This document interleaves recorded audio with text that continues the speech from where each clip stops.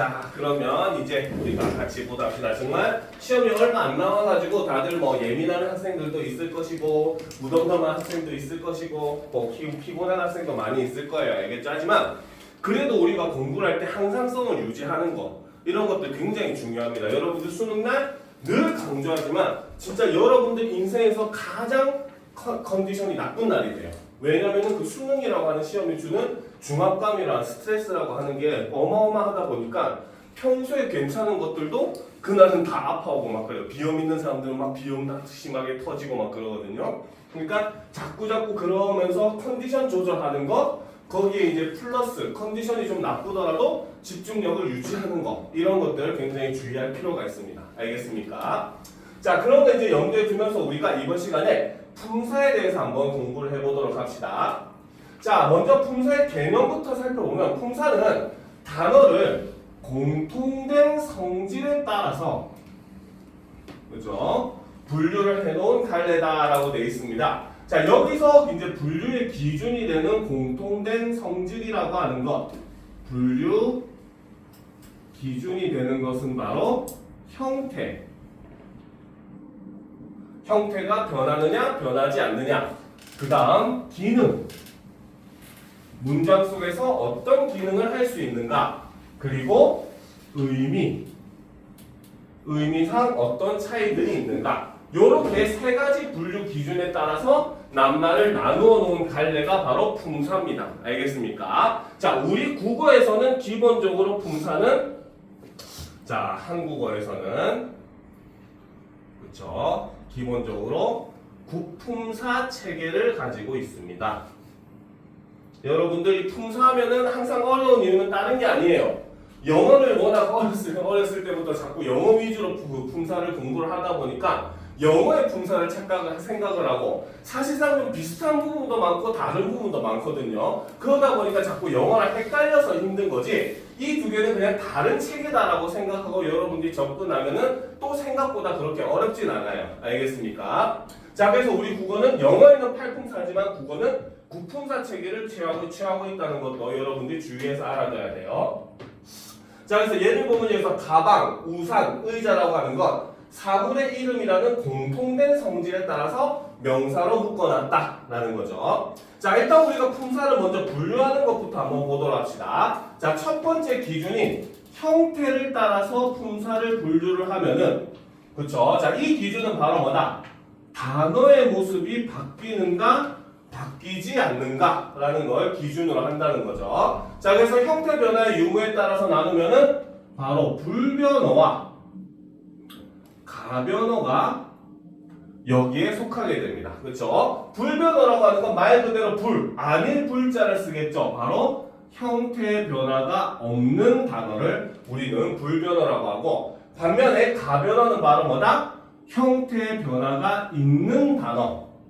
그렇죠? 즉 바로 우리가 이렇게 품사도 마찬가지고 문장 성분도 마찬가지고 여러 가지 우리가 문법적인 요소, 의문도 마찬가지였죠. 문법적인 요소를 배울 때 유사한 개념들이 차이가 발생했을 때 그것이 어느 부분에서 차이가 있냐 없냐를 반드시 꼭 숙지를 해줘야 됩니다. 알겠죠? 그래서 가변어와 불변어를 나누는 기준은 변화 유무이다 라는 거 유념을 해야 돼요. 자, 그 다음 두 번째 기준이 바로 기능에 따라서 나누게 됩니다. 그죠? 자, 기능에 따라서 나누게 되면 단어가 문장에서 하는 역할, 문장에서 어떤 역할을 하는가에 따라서 나누게 된다는 거죠. 자, 첫 번째가 바로 체험. 자, 쉽게 말하면 몸체자라고 쓴다고 보면 됩니다. 알겠죠? 그래서 문장에서 주어, 목적어, 보어 등의 역할을 하는 단어다라고 되어 있지만 자, 요 체험의 경우는 여러분들이 꼭 알아둬야 되겠죠. 얘는 조사의 꾸밈에 따라 저 모든 성분으로 사용이 가능한 것이 바로 이 체험의 가장 큰 특징입니다.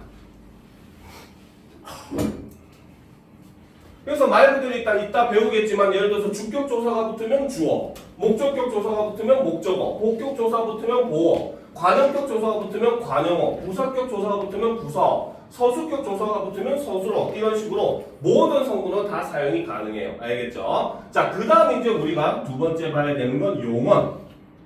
자, 용언이라고 하는 건 바로 뭐다? 기본적으로는 서술어의 역할을 하는 단어로 동사와 형용사를 띱니다. 알겠습니까?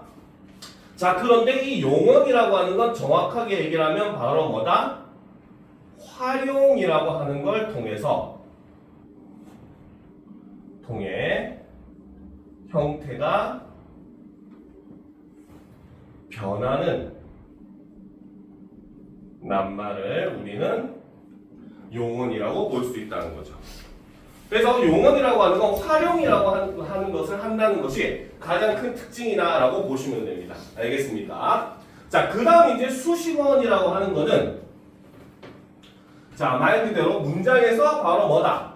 다른 단어들을 꾸며주는 역할을 하는 단어를 우리는 수식어원이라고 하고 여기에는 관형사, 부사 같은 것이 속하게 되죠. 자, 그 다음 관계어는 자, 문장에서 다른 단어들의 관계를 맺어주는 역할을 하는 단어를 나타내고 여기에는 조사가 있습니다. 이 조사라고 하는 건 우리 국어의 굉장히 큰 특징 중에 하나이기 때문에 어떻게 보면 나중에 여러분들이 고등학교 올라가면 뭐 중세국어 이런 걸 배울 때 알타이 어족이란 말을 들어요. 이 알타이 어족의 특징 중에 하나입니다. 알겠죠? 그래서 우리 국어는 요 조사가 있기 때문에 문장 성분의 위치가 영어처럼 중요하지 않아요. 알겠습니까? 그래서 주어랑 목적어 위치가 바뀌어도 우리 국어는 말이 성립을 하죠. 예를 들어서 나는 말을 탔다. 이거를 말을 나는 탔다 하더라도 문장 의미의 변화가 없어요. 왜? 주격 조사와 목적격 조사의 사용 때문에. 알겠습니까? 자, 그리고 이제 마지막에 있는 게 바로 독립어. 바로 문장에서 다른 단어들과 관계없이 독립적인 역할을 하는 단어를 나타내고 이거는 감탄사가 있습니다. 그죠? 자, 의미에 따라서 나타내는 거는 바로 뭐다? 기준이 의미에 따라 나누면 바로 단어가 나타내는 의미가 무엇인가 라는 거죠. 자, 그래서 이거를 각각 해서 총 9개로 나눌 수 있는 게 명사, 대명사, 수사, 동사, 형용사, 관형사, 부사, 조사, 감탄사 이렇게 9개로 분류가 되는 겁니다. 알겠습니까? 자, 그럼 이제 보다 좀 자세하게 내용들을 한번 살펴보도록 합시다. 다음 페이지. 저 밑에 문제는 이따가 여러분들 같이 풀어보면서 질문할 거 있으면 질문도 하고 합시다. 알겠죠? 자, 우리가 여러분들 아마 이 품사를 하게 되면 여러분들을 제일 어렵게 하는 것 중에 하나가 바로 요 명사, 그 중에서도 의존 명사일 겁니다. 알겠습니까? 자, 그러면 이제 한번 보도록 합시다. 자, 체언에는 기본적으로 명사, 대명사, 수사가 체언에 속하게 됩니다. 알겠습니까? 자, 체언이라고 하는 거에서 명사는 바로 뭐다? 명사는 사람이나 사물의 이름을 나타내는 단어를 우리는 명사라고 해요. 알겠죠? 자, 그런데 여기서 우리가 보통명사, 고유명사 같은 경우는 여러분들이 영어에서 공부하는 거랑 거의 유사하기 때문에 별로 어려울 게 없어요. 알겠죠? 보통명사는 뭐 사람, 도시같이 일반적인 추상적인 관념을 얘기하는 어떤 것에 대한 개념을 일컫는 말을 우리는 보통명사라고 합니다. 알겠습니까? 예를 들어서 우리가 책상. 자, 지금 여기 이 교실에서는 얘가 책상이란 말이야. 그렇지? 근데 여러분들 학교에 있는 책상이 얘랑 똑같이 생겼어요? 아니잖아요. 그렇죠? 여러분들 집에 있는 책상이 얘랑 똑같이 생겼습니까? 아니잖아요. 그렇죠? 즉 바로 뭐다? 책상이라고 하는 건 구체적으로 어떤 사물을 얘기하는 게 아니라 바로 뭐야? 책을 올려놓고 공부할 수 있는 무언가. 이거를 그냥 우리는 통틀어 책상이라고 하잖아요. 그렇죠? 그렇기 때문에 보통명사 같은 경우는 요거 하나만 적어놓읍시다. 보통명사라고 하는 것은 바로 자, 구체적 대상이 아닌, 그렇죠? 관념적 대상의 이름을 나타내는 게 바로 그 보통명사입니다. 알겠습니까? 자, 그런데 고유명사라고 하는 건 바로 뭐다? 이거는 세상에서 한 개밖에 없는 거, 오직 하나만을 나타내는 것들. 사람 이름, 인명이라든지 그 다음에 그 도시 이름, 지명이라든지, 알겠죠? 그 다음에 뭐 보물 이름, 여러분들 뭐 중학교 때 뭐 역사 시간에 배우는 유물 중에 보면 금동, 미륵보살, 반가, 사유사에서 이름이 막 길잖아. 보물들은 그치? 국보나 보물들은 이름이 길어요. 왜? 얘네들은 오직 요거 하나만을 나타내기 위해서 이거의 특징을 모두 다 이름에 집어넣으니까 그 이름이 길어질 수밖에 없어요. 알겠죠? 그래서 이런 것들은 세상에 하나만을 나타내기 때문에 고유명사라고 하는 겁니다. 알겠죠? 자, 그 다음.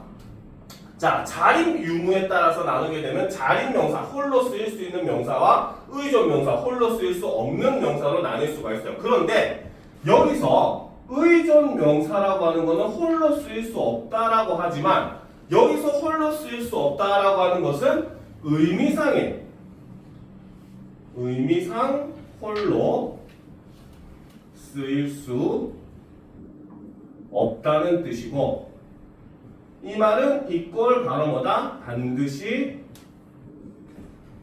관용어의 꾸밈을 받아야 한다는 겁니다. 알겠습니까? 자, 그런데 단 의존 명사 같은 경우는 형태상으로는 혼자 써요. 왜? 형태상으로 혼자 쓴다는 건 다른 낱말들과 띄어 쓴다는 말이기 때문에. 무슨 말인지 알겠습니까? 그래서 다른 낱말들과 띄어 쓸 수 있기 때문에 형태상으로 혼자 쓸 수 있지만 의미상 완전하지 않기 때문에 혼자 쓸 수 없다라고 얘기를 해요. 알겠습니까? 자, 여기서 이제 그러면 여러분들이 사실 의존 명사가 어떤 것들이 있는지가 굉장히 중요하기는 해요. 그래서 옆에다가 선생님이 의존 명사의 종류에 대해서 그 필기를 해주도록 하겠습니다. 자, 의존 명사의 종류.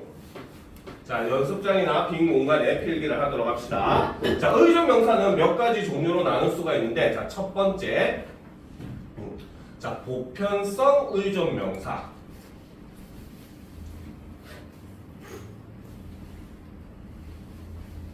라는 게 있어요. 알겠죠? 자, 보편성 의존 명사. 보편적이라고 하는 게 무슨 뜻입니까? 보편적이라는 게 무슨 뜻이야? 보편적.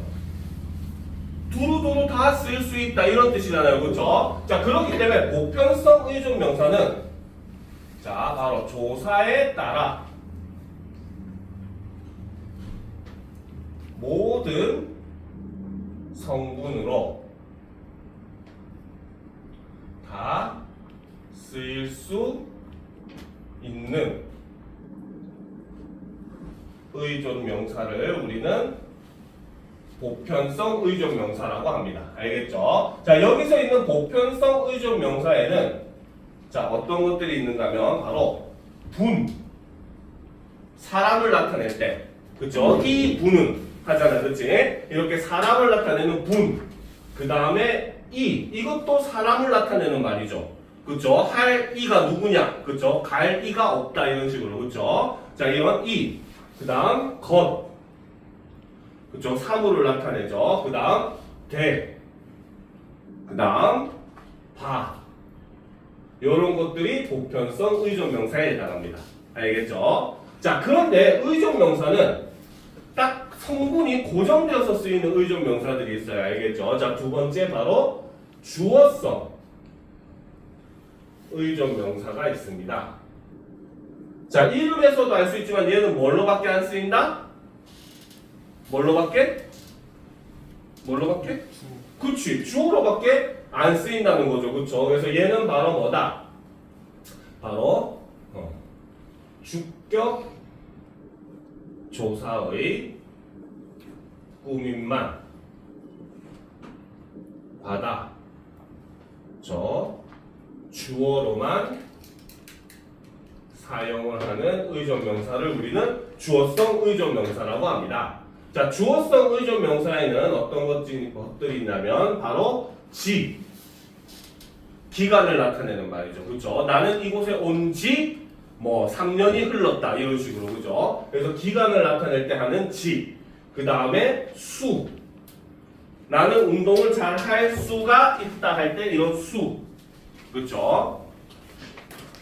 자, 그 다음에 그가 그렇게 했을 리가 없다. 여기서 보면 지금 전부 다 주격조사 가의 꾸밈을 받고 있잖아요. 그렇죠? 그렇기 때문에 이런 거는 전부 다 주어성 의존 명사입니다. 거기에 하나 더. 나위.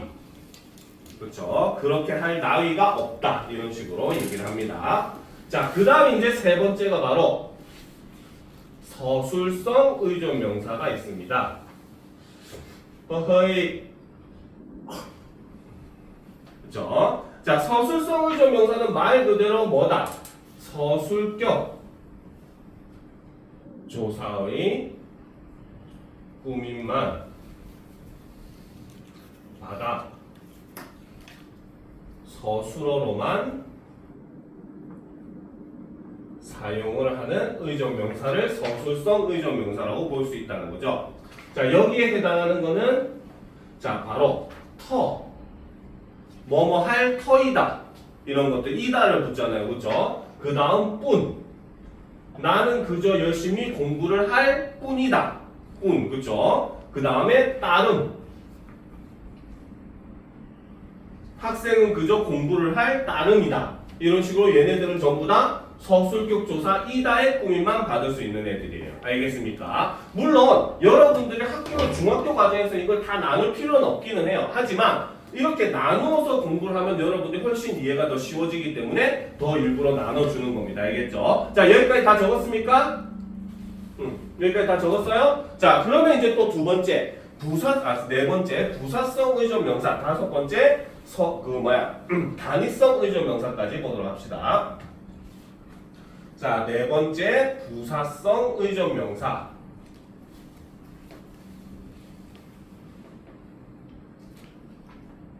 자, 부사성 의존명사 같은 경우는 말 그대로 바로 뭐다? 부사격 조사의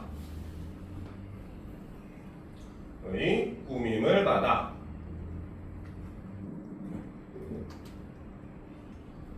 부사어로만 사용을 하는 의존명사를 부사성 의존명사라고 하고, 부사성 의존명사는 좀 종류가 많아요. 알겠죠? 바로 그 다음에 그렇죠? 아이야 어이냐 구분해야 돼요. 그 다음에 대로, 그 다음에 만큼, 그 다음 득, 그 다음에 양, 만, 이런 것들이 부사성 의존명사에 해당합니다. 알겠죠? 왜? 질문 있어? 그죠? 자, 그리고 이제 마지막 다섯 번째. 얘는 뭐 선생님에 따라서 의존명사로 구분을 안 하는 쌤도 있기는 합니다. 하지만 얘네도 의존명사가 바뀌는 해요. 바로 단위성 의존명사. 자, 말 그대로 얘는 단위를 나타내는 겁니다. 알겠습니까? 그래서 얘는 수관형사의 꾸밈을 받아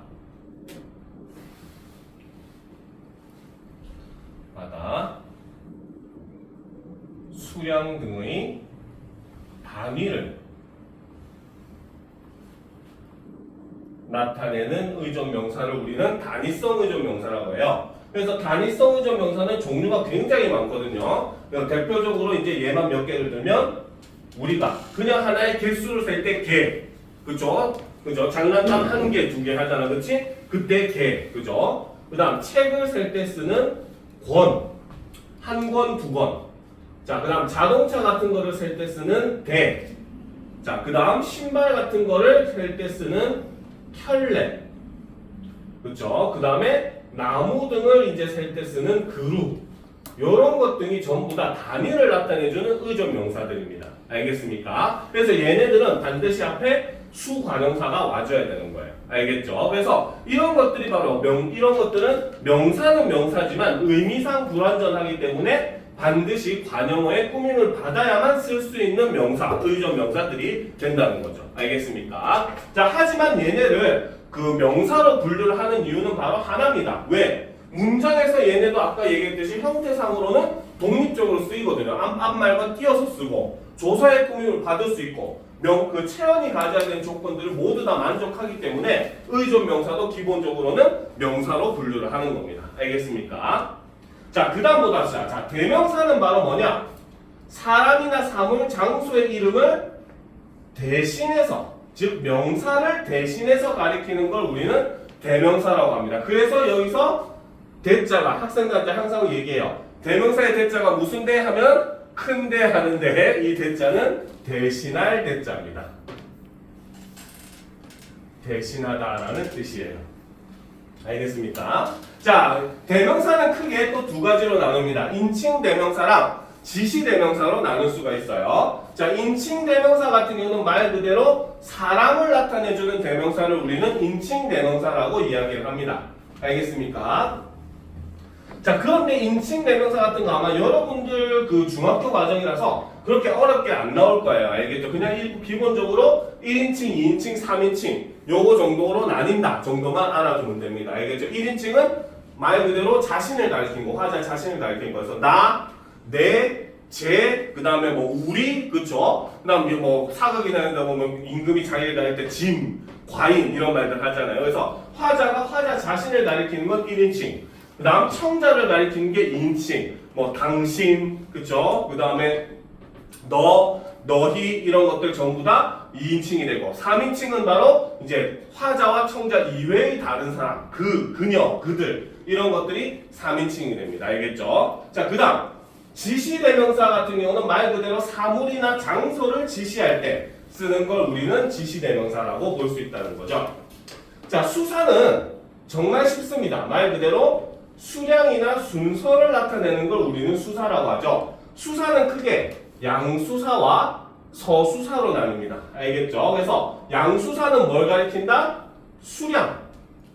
알겠습니까? 사과 하나, 둘 이런 것들은 수량을 나타내잖아요. 그렇죠? 이런 것들은 그 양수사입니다. 반대로 서수사는 순서를 가리키는 것. 첫째, 둘째, 셋째 이런 것들. 그렇죠? 이거는 순서를 가리킬 때 우리는 이것을 서수사라고 이야기를 합니다. 알겠습니까? 자, 그 다음 이제 우리가 수식어로 넘어가 보도록 합시다. 자, 수식어에는 관형사와 부사가 있어요. 알겠죠? 자, 관형사는 체언 앞에서 무엇을? 체언을 꾸며주는 낱말을 우리는 관형사라고 합니다. 알겠습니까? 자, 그런데 자, 이 품사를 할 때 학생들이 정말 어려워하는 것 중에 하나가 바로 요 관형사하고 대명사, 수사를 구분하는 걸 굉장히 어려워해요. 알겠죠? 자, 일단 내용을 봅시다. 자, 먼저 관형사에는 지시관형사. 말 그대로 대상은 지시하는 의미의 관형사입니다. 여기 보면 그 사람, 이 사람, 저 사람 이렇게 돼 있잖아요. 그죠? 그럼 선생님 대명사에서 이, 그, 저 이런 거랑 무슨 차이가 있어요? 할 수 있어요. 그죠? 자, 일단 킵해둡시다. 자, 그 다음 우리가 일반적으로 말하는 관형사는 여기 나와 있는 성상 관형사입니다. 이게 우리가 일반적으로 얘기하는 관형사예요. 알겠죠? 바로 새 신발, 헌 신발, 모든 신발 이런 걸 나타내죠. 그렇죠? 그렇죠? 그래서 이 성상 관형사라고 하는 것은 하나 적어 놓읍시다. 체언 앞에서 그렇죠? 체언의 상태를 어떤 의미로 수식을 해주는 관형사가 단어가 바로 성상 관형사입니다. 알겠습니까? 가방은 가방인데 어떤 가방? 새 가방. 그쵸? 집은 집인데 어떤 집? 옛 집. 그쵸? 이런 것들이 바로 대상을 어떤 의미로 꾸며주는 게 성상 관형사의 일반적인 역할이라는 거죠. 그쵸? 자, 그런데 수관형사라고 하는 것도 있어요. 한 친구, 두 친구, 세 친구. 여기서 수를 나타내는 말이에요. 그럼 선생님, 수사랑 무슨 차이가 있어요? 이렇게 물어볼 수 있어요. 그렇죠? 자, 여기서 선생님이 하나 필기를 해줄게요. 자, 바로 관형사와 대명사, 수사, 구별법에 대해서 알아주겠습니다. 그렇죠? 자, 관형사와 대명사, 수사. 자, 특히나 여러분들이 관형사와 지시관형사와 대명사, 수관형사와 수사 얘네를 구분하기가 참 힘들어요. 그런데 얘네를 구분하는 기준은 한 가지만 알면 정말 쉽게 구분을 합니다. 알겠습니까? 자, 그게 바로 뭐냐? 자, 바로 그렇죠? 자, 첫 번째. 자, 관형사는 수식어으로 그렇죠? 조사의 꾸밈을 받을 수 없습니다. 알겠습니까? 자, 그래서 관형사는 지시관형사든 수관형사든 마찬가지로 조사의 꾸밈을 받을 수가 없어요. 알겠습니까? 자, 예를 한번 들어보도록 합시다. 자, 우리가 예를 들면, 자, 아까 지시관형사가 있었죠. 그쵸? 바로 집이라는 낱말이 여기서 저가 지금 하는 역할은 집을 꾸며주는 역할을 하고 있어요. 알겠습니까? 자, 그런데 여기에 우리가 이것을 과연 얘가 그러면 만약에 그 대명사라면 조사의 꾸밈을 받을 수가 있어야 되거든요. 그렇죠? 그럼 조사를 넣어 봅시다. 바로 이 집. 그렇죠?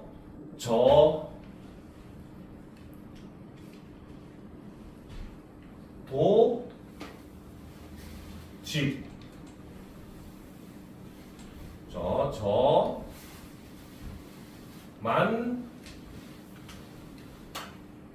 집. 자, 이런 식으로 우리가 조사를 넣었을 때 어느 것 하나도 조사의 의미가 성립하지 않죠.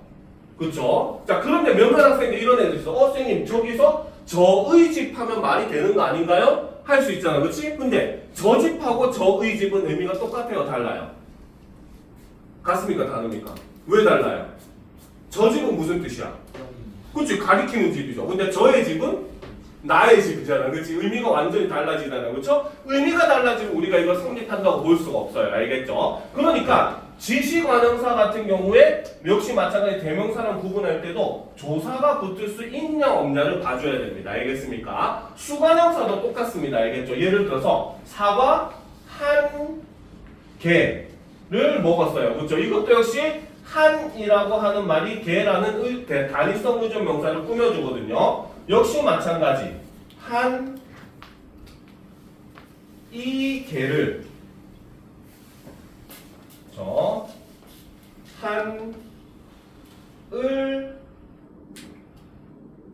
개를 그렇죠. 그 다음에 만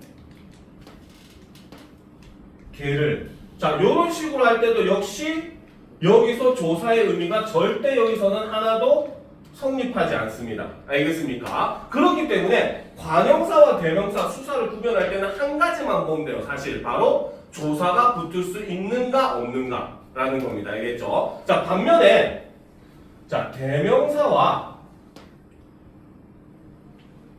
수사는 조사가 붙을 수 있죠. 자, 역시 예를 들어보면 그쵸? 자, 나는 그의 성격을 좋아한다. 그렇죠? 여기서 그의 할 때 의를 빼버리면 나는 그 성격을 좋아한다는 의미가 달라져요. 이때는 사람을 좋아하는 게 아니라 성격을 좋아하는 거고, 나는 그의 성격을 좋아한다라고 해버리면 바로 뭐다? 그라는 사람이 가진 성격을 좋아하는 게 돼버리잖아요. 그렇죠? 그래서 이때는 조사가 붙을 수 있어서 의미가 성립을 하면은, 의미 변화가 없이 성립을 하면은 이때는 대명사라고 볼 수 있다는 거죠. 알겠습니까? 수사도 마찬가지예요. 자, 철수는 사와 그죠? 하나를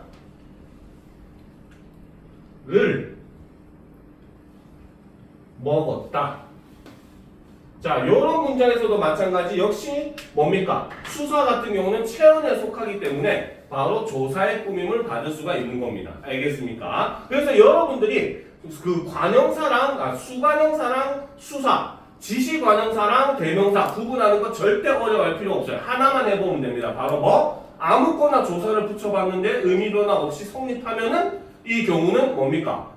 얘는 뭐 그 대명사나 수사에 해당하는 체언에 해당하는 거고, 반면에 조사를 넣었는데 아무 걸 넣어도 말이 안 돼. 그러면 얘는 바로 뭐다? 관형사기 때문에 여러분들이 그걸 구분하는 데는 절대 어려움이 없다는 거죠. 알겠죠? 요거 하나만 기억하면 됩니다. 알겠습니까? 자, 그 다음 이제 부사라고 하는 것은 자, 주로 용언을 꾸며줍니다. 알겠죠? 자, 하지만 바로 뭐다? 밑에 나와있죠? 같은 부사나 관형사, 문장 전체를 꾸며주기도 합니다. 알겠습니까? 자, 부사도 이제 여러 가지 나눠보면 성상부사 보면 빨리 가자, 많이 먹어라. 그래서 상태, 성질을 나타내죠. 그래서 성상부사 같은 경우는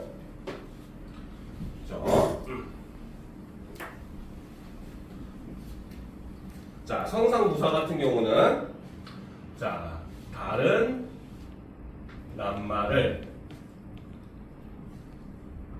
어떻게의 의미로 수식을 해줍니다. 가기는 가는데 어떻게? 빨리 가야지. 그렇지? 그 다음에 먹기는 먹는데 어떻게? 많이 먹어야지. 그렇죠? 여러분들이 제일 좋아하는 말이죠. 그렇지? 자, 그 다음 지시부사 같은 경우는 자, 요것도 이제 그 뭡니까? 어떤 걸 지시하는 말인데 얘는 대명사랑 헷갈릴 이유가 별로 없어요. 알겠죠? 그래서 이리 가자, 저리 오너라, 그렇죠? 그리 가자 이런 식으로. 그다음 문장부사는 말 그대로 문장 전체를 꾸며주는 겁니다. 알겠죠? 자, 문장부사도 여러분들이 조금 알아둘 필요가 있어요. 자, 우리 국어에서 문장부사라고 하는 것은 얘는 문장 전체를 수식하는 부사입니다. 알겠죠?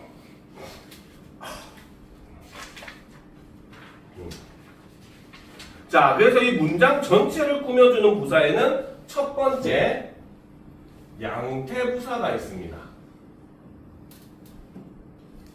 알겠죠? 자, 양태부사 말은 좀 어렵지만 자, 이거는 바로 화자의 태도를 나타내주는 말이고, 알겠죠? 이 양태부사의 특징은 바로 뭐다? 다른 말과 호응을 한다는 특징이 있어요. 알겠습니까? 자, 예를 들어보면 자, 비록 하면 영어 시간에 많이 배우잖아. 일지라도. 그치? 요렇게 할 때 이런 비록들. 그죠? 그 다음에 반드시 요 말은 긍정어랑 호응을 한다고 나오죠. 영어 시간에 배우잖아. 그치? 그 다음에 절대, 결코 이런 것들은 부정어랑만 호응을 하잖아요. 알겠습니까? 그 다음에 만약 가정을 하는 말과만 호응을 합니다. 알겠습니까? 그 다음 다행히 이런 것들도 보면 그렇죠. 다른 말과 호응하는 이런 말들이 우리는 전부 다 양태부사에 해당합니다. 알겠죠? 자, 그 다음 두 번째가 바로 접속부사.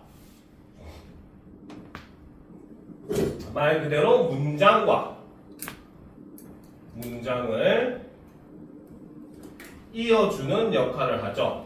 요거는 여러분들이 너무 쉽죠. 영어 시간에도 많이 배우는 건데 영어 시간엔 접속사라고 하는 품사가 따로 있지만 우리 국어에는 따로 없고 부사로 취급을 합니다. 알겠죠? 그래서 이런 것들을 뭐 그리고, 그러나, 왜냐하면 이런 것들이 전부 다 접속부사에 해당하는 겁니다.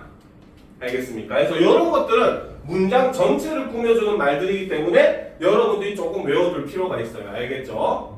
알겠습니까? 그렇죠? 자, 그 다음 이제 접속부사는 아까 했었죠. 그렇죠? 이런 것들을 이어주는 것들. 알겠습니까? 자, 그래서 이 부분에서 여러분이 한 가지 기억할 거는 딱 한 가지입니다. 바로 아까 얘기했듯 관형어가 대명사나 수사를 헷갈릴 수 있을 때 조사를 이용해서 이거를 구분한다. 요것만 알면 그리 어려운 게 없습니다. 알겠죠? 자, 그 다음 보도 합시다. 동사와 형용사로 넘어갑시다. 이렇게 다들 피곤해하죠? 자, 보도록 합시다. 자, 여기서 우리가 동사라고 하는 것은 말 그대로 주어의 동작이나 작용을 나타내는 것, 움직임을 나타내는 걸 동사라고 합니다. 반면에 형용사는 주어의 상태나 성질을 나타내 줍니다. 알겠습니까? 자, 여기서 보면 자동사, 타동사, 뭐 son사, 형용사, 지시, 형용사 이런 거 있는데 이거는 굳이 알 필요가 없어요. 알겠죠? 동사, 형용사에서 중요한 거는 동사와 형용사를 구분하는 걸 좀 알면은 여러분들이 굉장히 많이 도움을 받을 수가 있습니다. 알겠죠? 자, 여기서 보면 현재 시제에서 동사는 니은을 사용하는데 니은을 사용을 하고 혹은 는을 사용을 한다 이렇게 돼 있는데 다른 거 근데 하나 볼 거 없어요. 여러분들이 동사, 형용사 구분할 때는 딱 두 가지만 보면 됩니다. 자, 보도록 합시다. 자, 동사와 형용사의 구분. 자, 구분은 딱 두 가지만 보면 돼요. 첫 번째, 바로 관형격, 전성어미, 는, 그쵸? 그 다음에 현재 시제,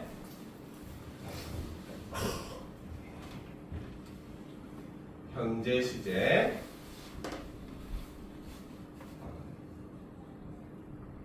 현재 시제, 선어말 어미,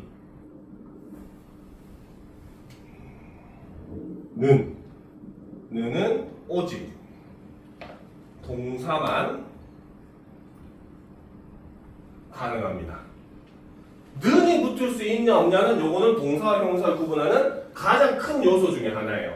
동사는 관형사형 어미 는, 현재 시제 선어말 어미 는을 다 쓸 수 있어요. 근데 형용사는 둘 다 못 씁니다. 알겠죠? 자, 예를 들어 보면 자, 동사인 가다 같은 경우는 어때? 가능하고, 그렇죠? 가는의 형태가 가능하죠, 그렇죠? 먹다 같은 경우도 역시 먹는다, 이런 게 다 가능을 해요. 알겠습니까? 자, 그런데 형용사 같은 경우는 자, 빨갛다 같이 어간의 끝이 받침이 있는 애들이 오더라도 얘는 빨간, 요것만 되고, 알겠죠? 기본 현재 시제를 나타낼 때는 빨갛다, 기본형이 현재 시제지 는은 절대 붙을 수 없어요. 빨간 는다 말 안 되잖아요, 그렇죠? 그래서 이런 것들은 여러분들이 주의를 해줘야 됩니다. 알겠습니까? 자, 그리고 두 번째 동사, 형용사 구분하는 가장 큰 요소는 동사는 명령형이나 청류형이 가능합니다. 알겠죠? 그래서 예를 들면 가다 같은 경우는 가라, 가자 이런 게 가능하죠. 그런데 예쁘다 같은 경우는 예뻐라, 너 좀 예뻐라 불가능해요. 그렇죠? 차라리 예뻐져라라고 해서 동사 형태로 바꿔줘야 됩니다. 알겠죠? 그래서 예뻐라, 저 우리 같이 예쁘자 이런 것들은 불가능해요. 알겠죠? 여기서 예뻐라는 와 예뻐라 할 때 그 감탄의 예뻐라가 아닙니다. 명령의 예뻐라인데 이런 건 불가능하다는 거예요. 알겠습니까? 그래서 요거 두 개만 기억하면은 동사 형용사 구분은 정말 쉬워요. 알겠죠? 자, 그런데 여기서 사실 이 부분에서 중요한 게 사실 하나가 있어요. 여러분들은 이번 단원에 지금 시험 범위에 들어가는 게 사실은 문장 부분이잖아요. 문장 성분하고 품사를 얘기를 하는 거잖아요. 그렇죠? 여기서 우리가 품사와 문장 성분을 구분할 때 사실 제일 중요한 요소가 하나가 있습니다. 알겠죠? 자, 요것도 하나 적어 놓도록 합시다. 자, 품사와 품사 구분과, 그렇죠? 문장 성분 구분의 차이점을 여러분들이 알아둬야 돼요. 알겠습니까? 자, 품사는 아까 얘기했듯이 단어가 어떤 의미를 가지냐, 어떤 형태를 가지냐, 어떤 기능을 하냐 이런 걸로 나누고 있어요. 알겠습니까? 그리고 이거는 기본적으로 단어를 분류할 때 쓰는 용어이기 때문에 품사는, 그렇죠? 자, 가변어의 경우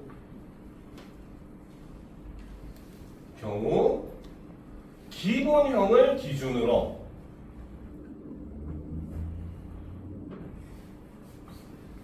판단을 합니다. 분류를 해줘야 돼요. 알겠습니까? 자, 그런데 두 번째 문장 성분 같은 경우는 사용된 모습 그대로 문장 속에서의 역할로 판단을 해줘야 됩니다. 알겠습니까? 자, 예를 한번 들어보도록 합시다. 우리가 자, 정원에 예쁜 꽃이 피었다 할 때 예쁜 꽃이라고 하는 낱말을 보도록 합시다. 자, 여기서 예쁜이라고 하는 낱말은 자, 기본형이 무슨 형, 뭡니까? 기본형이. 예쁜의 기본형은 그치, 예쁘다잖아요. 그쵸? 예쁘다가 기준이 됩니다. 알겠죠? 그렇기 때문에 이걸 기준으로 나누게 되면 품사는 바로 형용사죠. 알겠습니까? 그런데 지금 문장 속에서 예쁜이 하고 있는 역할은 뭡니까? 예쁜은 지금 문장 속에서는 관형사형으로 바뀌어가지고 꽃을 꾸며주고 있잖아요. 그쵸? 그렇기 때문에 얘를 문장 성분으로 판단을 하게 되면은 바로 관형어가 된다는 거죠. 그래서 여러분들이 품사와 문장 성분 구별할 때 사실 여러분들 어렵게 하는 건 딱 하나밖에 없어요. 바로 동사와 형용사 같은 가변어가 여러분들 어렵게 하는 거고, 이 가변어 같은 경우 품사를 판단할 때는 반드시 기본형으로, 문장 성분을 판단할 때는 그냥 쓰인 모습 그대로 파악하면 되니까 요거 하나만 기억하면 여러분들이 품사와 문장 성분 구분하는 거 그렇게 어렵지 않을 겁니다. 알겠습니까? 자, 그 다음으로 넘어갑시다. 그쵸? 자, 본명은 보정은 요거는 굳이 필요가 없어요. 그쵸? 요것도 필요가 없고, 사실상 내용은 지금 거의 끝났는데 요거 하나만 보고 마무리하도록 합시다. 바로 품사 통용.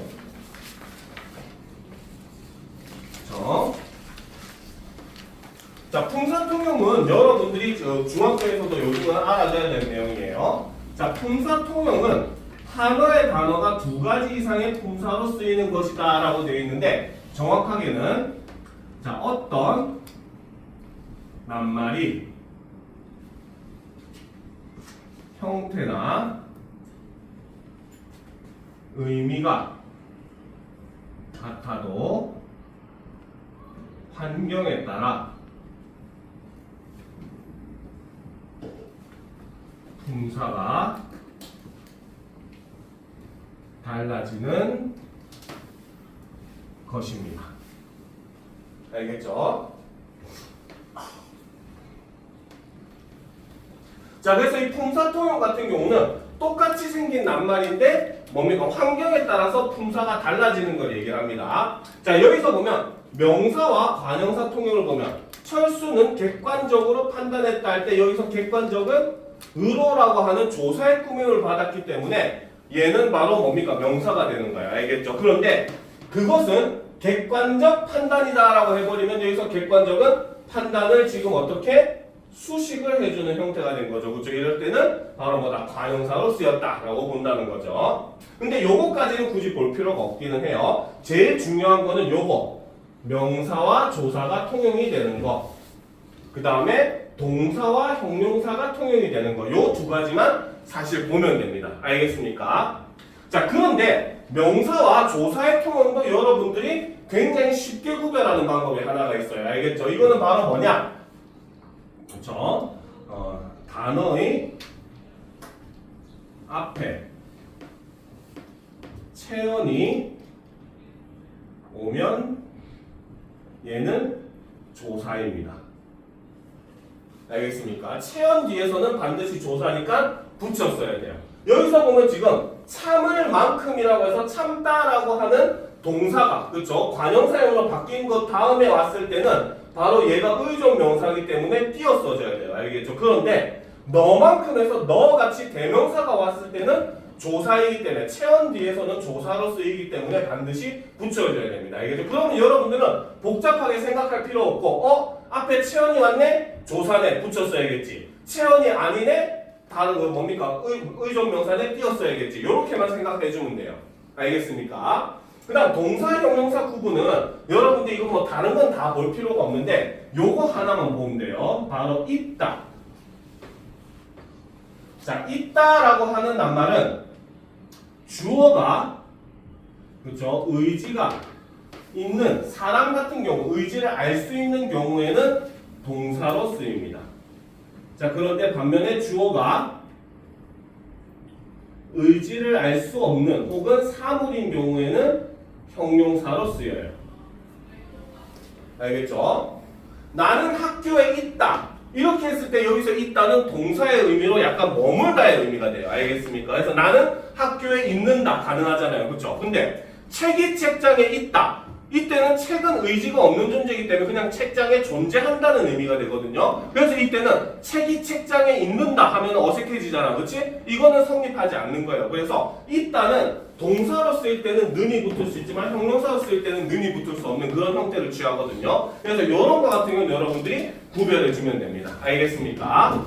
자, 그 다음 이제 마지막이 이걸로 끝이네요. 그렇죠? 그래서 이런 거 정도만 여러분들이 주의 깊게 보면은 품사가 그렇게 어렵진 않을 겁니다. 근데 여러분한테 또 추가로 선생님이 그 정리한 자료도 또 줄 거예요. 알겠죠? 여기에 보면 여러분들이 좀 골치 아파하는 내용도 다 있으니까 내용을 한번 살펴보고 궁금한 거 있으면 질문하도록 합시다. 알겠죠? 자, 지금부터 지금 25분 정도 됐으니까 15분 정도 쉬고 40분에 이어서 하도록 합시다. 알겠습니까?